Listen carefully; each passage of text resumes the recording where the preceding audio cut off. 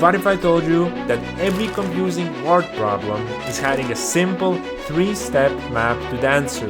By the end of this video, you will know that map and never get stuck again. Since I was 11 years old, I have participated in every single mathematics competition in my country. And these are the exact same steps I used to get over these nasty word problems. In the next couple of minutes, I'm going to tell you 4 ways how people get stuck, and then I will reveal to you my 3-step guide to never get stuck again. Alright? Let's go. These are the 4 ways people get stuck. First is misinterpreting the question. The most common issue is failure to understand what the problem is truly asking, because often these problems include some unfamiliar vocabulary or complex sentence structures. Then the second one is jumping to the calculation too soon. Many people just try to plug everything inside some equation that they got before fully understanding, visualizing, and mapping out the problem scenario. I see this happening all the time in my tutoring lessons, and I fight against it every single day. Then number 3, it's difficulty translating words to math. There are specific words and phrases like pair, ratio, difference, altogether, that represent specific operations, and often people forget them or no one has even taught them. Number 4 is overwhelming information. People get distracted by these details, so-called red herrings, that aren't necessary for the solution, or just feel lost as soon as the problems require more than one step to calculate. Now let's move on to the 3 steps to solve a word problem more easily. And I will explain them by doing an actual problem real time. Before we get any further, if you like this video so far, click subscribe so you can see more of these videos. So we have this problem called the phone bill problem. Mark's mobile phone plan has a fixed monthly charge of $25 plus additional charge of 5 cents for every text message sent. If Mark's bill for October was $34.75, how many text messages did he send that month? So step 1.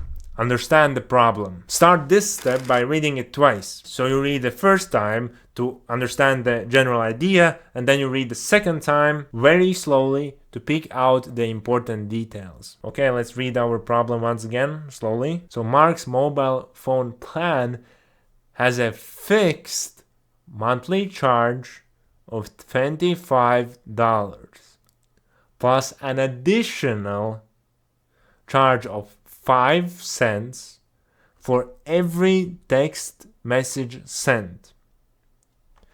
If Mark's bill for October was $34.75, how many text messages did he send that month?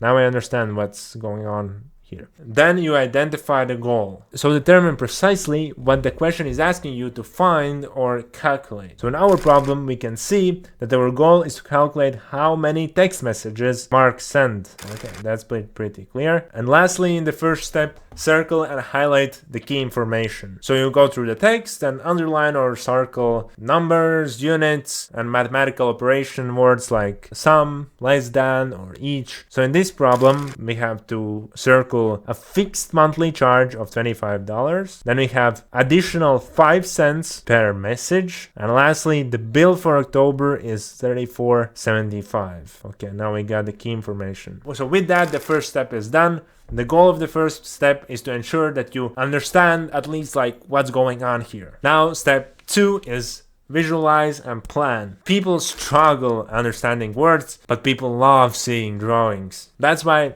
draw it out. Create a single diagram, sketch, or a model to represent the situation, just like anything to help you understand it. So in our problem, we have the 25 fixed, and then we have 5 additional cents per message, and together for this month it was $34.75. Okay, let's go. Now we need to define the variables. So if the problem you have involves an unknown, then assign a variable. So now the only thing that we don't know is the text messages that he sends. So we set x to be messages sent. Very cool. Now we formulate the equation. We now grab all the key information and variables, and we construct a full mathematical equation that models the word problem that you just draw here. Okay, let's try it.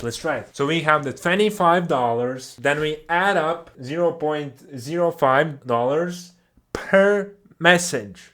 Per means multiplication, that's why we times it by x. And it all together should equal to the monthly bill, which is $34.75. Beautiful. And with that, step 2 is done. We have visualized and planned what are we going to do. And step 3 is to solve and check. We start by executing the calculation, carefully solve the equation. So in this case, we isolate the variable 0.5x equals 34.75 minus 25.05x is equal to 9.75. Then we divide both sides by 0.05 and we get that x equals 195. And then when we get the number, straight up we check it. We put it back into the starting equation. 25 plus 0.05 times the messages, which we calculated it now is 195.